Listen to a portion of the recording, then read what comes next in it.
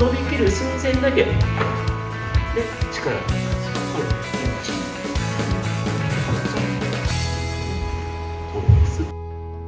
最初に注意とお願いです。この動画はキッズや初心者さん向けの教材です。テコンドーにはスポーツと武道の側面があり、その目的に応じて最適なフォームは変わります。また、他の武道はもちろん、同じテコンドーでも流派や指導員によって教え方やフォームには違いがあります。当教室ではどちらが正しい、優れているという考えは持っていません。どうか評価やコメントは以上のことをご理解の上でお願いします。こんにちは、テコンドーアクションアカデミーです。今回のテーマは、武道式回し蹴りの5ステップ練習法です。体を壊さず、武道的なキレを出すフォームをお伝えします。今回の練習法は、壁に手をついて行います。その理由は3つあります。1、足をまっすぐ伸ばしやすい。2、体の中心軸を補える。3、各ステップを丁寧に習得できる。続いて、武道式回し蹴り5ステップすべてを簡単にお伝えします。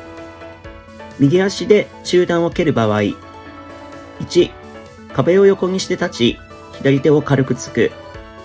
2、膝を15度外に上げる。3、軸足を母式を使って150度回転させる。4、蹴り足を正面に伸ばし、伸びきる直前にインパクトを作る。5、膝の力を抜いてから下ろす。それでは実際のクラスでの指導の様子を保護者の方に撮影していただきましたので、まずは動画をそのままご覧ください。その後、各ステップについて細かく解説します。今度は回し蹴りなので、壁に対して横向きで、体の軸まっすぐ、これ近すぎない、遠すぎない、ちょうど肘軽く回るぐらいで手つきます。で、1、膝上げる。で、2、ここの膝が下がらないように軸足の母式を使ってくるっと150度。ここの母式を使ってこのくるんっていけるかどうか、膝が下がらずくるんといけるかどうか、これをまず確認してください。それができたらこのままくるんといく。で、この足そのまま伸ばしきるだけで、膝の力抜く、自然と畳むで戻る、下ろすっていうやりたいです。それが慣れたらこれで1、2、3、下ろす。ここ力緩んだ状態で、この状態でも力緩んでる状態、ここも伸びきる寸前だけで力抜くで下ろすっていうのをやってみてください。ありがとうございます。ここから5つのステップについて細かく解説していきます。ステップ1、構え。壁を横にして立ち、左手を軽くつく。この時、体の軸をまっすぐにして立つ。また、肘を軽く曲げ、手は軽くつく。ステップ2、膝を上げる。右膝を15度外に上げます。まっすぐだと大腿骨と骨盤がぶつかり、高く上がりません。外側45度で膝は最大に上がりますが、それだと蹴りの軌道が横に流れてしまいます。直線軌道を素早く蹴るためにも15度ほどを目安にしてください。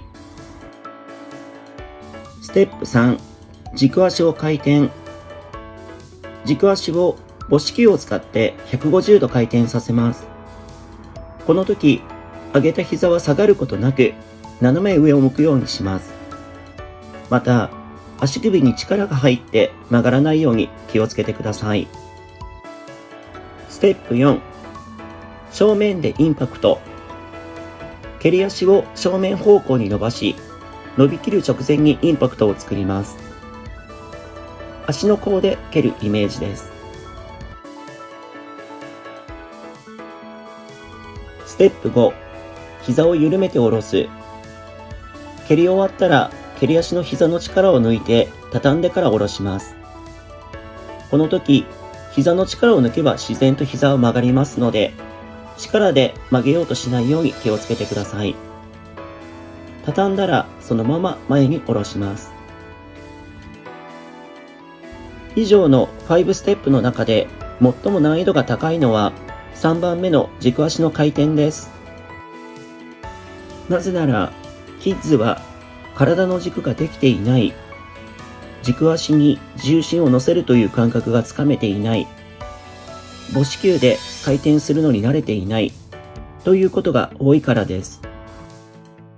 そのため、キッズはホップするように軸足を回転させる、つま先を上げてかかとで回転する、母子球側でなく外側に体重を乗せ回転させる、軸足の回転が足りないということが多いですが、どれも NG ですので気をつけてください。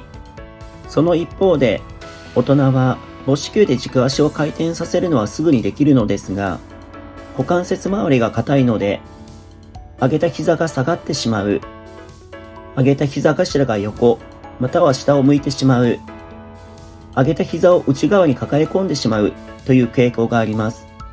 これらはどれも NG ですので気をつけてください。そこで、そんなキッズにも大人にも効果のある軸足回転の補足練習法をお伝えします。まずはこちらの動画をご覧ください。足、スーッと上げる。で、この時に畳む。そしたら、このまま膝上げたまま150度。膝このままでしょ。戻ってもこのまま。落ちない。ここも軽く挟んで、この畳む、膝で抱え込むってすごく大事だし、ここ僕、動かして、このまま膝ここ上がっても戻ってもこれを練習してみてください。ご覧いただいたように、ミットを膝裏に挟んだ状態をキープしながら、軸足を回転して戻すというのを5回ほど繰り返します。これは韓国のテコンドー道場でも使われている一般的な基礎ドリルの一つで、他にもいろいろな練習法があります。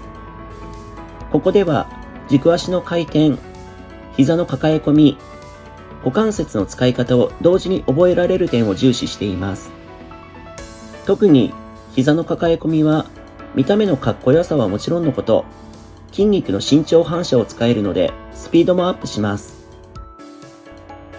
それではここからは5ステップ全体を通して大事なポイントと注意点を伝えます。一番大事な点は全身リラックスした状態で行うことです。力を入れるのは蹴り足が伸びきる一瞬だけです。なお、無駄な力を抜かずに筋肉を緊張させたまま行いますと、アラフォー以降の男性は腰にきます。若い方なら足がつることがあります。とにかく最初は無駄な力を意識的に抜いてリラックスして行うようにしてくださいね。二つ目の大事な点は、体の中心軸をしっかりと意識してキープすることです。つまり、どのステップにおいても重心を見つけ、体の軸とバランスをキープすることが重要です。以上の2つの重要ポイントを守ることで、武道的なキレが出ます。そして、この武道的なキレが出ているかどうかは、道着の擦れる絹ずれの音が目安になります。絹ずれの音は昔のカンフー映画で素早く動いた時に出るという効果音です。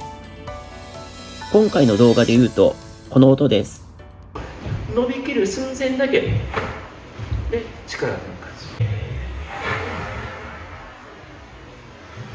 今回の動画は以上です。この練習は習い始めたばかりの白帯から黒帯まで効果的な練習法です。ぜひコツコツと取り組むようにしてくださいね。ここまでご覧いただきありがとうございます。